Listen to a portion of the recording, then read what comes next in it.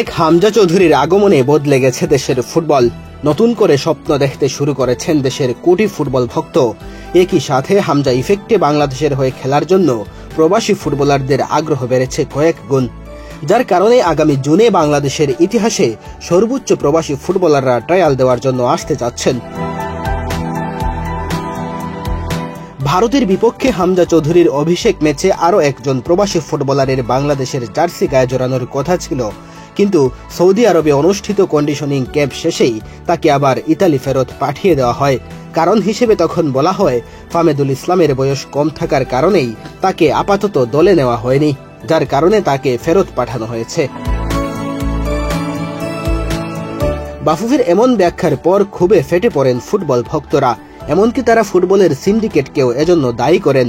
এমনকি এই ইস্যুতে তারা বাফুফে ঘেরাও কর্মসূচিও পালন করেন। বাফুফে সভাপতি তাবিত আউয়ালের সাথে আলোচনাও করেন। পরবর্তীতে সিঙ্গাপুর ম্যাচের জন্য তাকে বিবেচনায় রাখা হয়েছে বলে জানানো হয়। সময় যত গড়িয়েছে, ফামেদুল ইস্যুতে একের পর এক ঘটনা সামনে এসেছে। জানা গেছে অনুশীলনের সময় স্থানীয় ফুটবলারদের সাথে ঝগড়ার কারণেই তাকে দল থেকে সরিয়ে দেওয়া হয়। যদিও প্র্যাকটিস ম্যাচে তার খেলা আর গোল করা দেখে কোচ উচ্ছ্বাসে ফেটে পড়েছিলেন, কিন্তু শেষ পর্যন্ত আচরণের কারণে তাকে আর দলের সাথে রাখা হয়নি। স্থানীয় এবং প্রবাসী ফুটবলারদের নিয়ে যখন বিভক্ত হয়ে পড়েন ফুটবল ভক্তরা, তখন ফামেদুল তার সামাজিক যোগাযোগ মাধ্যম ফেসবুকে পোস্টের মাধ্যমে জানান জাতীয় দলের কোনো খেলোয়াড় নিয়ে যেন সমালোচনা করা না হয়। এরপর বাংলাদেশের হয়ে খেলার জন্য সামিদ সোম সম্মতি জানালে ফুটবল ভক্তদের আগ্রহ কিছুটা সেদিকে চলে যায়। তবে ফামেদুল ইস্যু নিয়ে তখনও সবার মধ্যে আলোচনা চলছিল। এমন অবস্থায় আবারও আলোচনায় এসেছেন ফামেদুল। ভিডিও বার্তায় জানিয়েছেন তিনি বাংলাদেশের হয়ে খেলার জন্য প্রস্তুত, আবারও তিনি বাংলাদেশের হয়ে খেলতে আসবেন।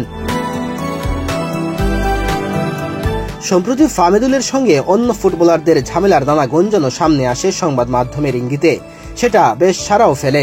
তবে রবিবার ফামেদুল বর্তমান ক্লাব অলবিয়া সেলসর হয়ে ম্যাচ শেষে জানান তার সঙ্গে দলের কারো কোনো ধরনের ঝামেলা নেই, বরং আছে যোগাযোগ। বাংলাদেশের ফুটবল দর্শকের জন্য শুধু থ্যাংক ইউ, কারণ ওরা আমাকে অনেক সাপোর্ট করতেছে।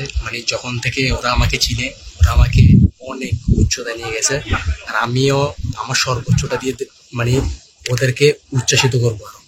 ইনশাআল্লাহ আল্লাহ পাক যদি চায় অবশ্যই আমি আবার বাংলাদেশে খেলবো। আই মিস এভরি গাই। সবাইকে তো মিস করতেছি অবশ্যই। সবার সাথে ভালো সম্পর্ক ছিল, কারোর সাথে খারাপ সম্পর্ক ছিল না আমার, সবার সাথে। তো সবার সাথে আমি এখনো মাঝে মাঝে কথা বলি, কথাবার্তা হয়। ওই দিন জামাল ভাইয়ের বার্থডে ছিল, তোমার সাথে ওনাকে হ্যাপি বার্থডে জানালাম। সবার সাথে ভালো সম্পর্ক, অবশ্যই ওদেরকে মিস করতেছি। আবার ইনশাআল্লাহ আল্লাহ পাক যদি চায় ওদের সাথে আবার ইনশাআল্লাহ খেলবো একসাথে। ফামেদুল বর্তমানে খেলেন ইতালির চতুর্থ স্তরের দল অলবিয়া সেলসিওতে। বেশ কয়েকটা পজিশনেই খেলতে পারেন। ফুটবলার হিসেবে বাংলাদেশে এখনো পা না রাখলেও যেই ভালোবাসা তিনি পেয়েছেন তাতে সমর্থকদের কাছে প্রকাশ করেছেন কৃতজ্ঞতা।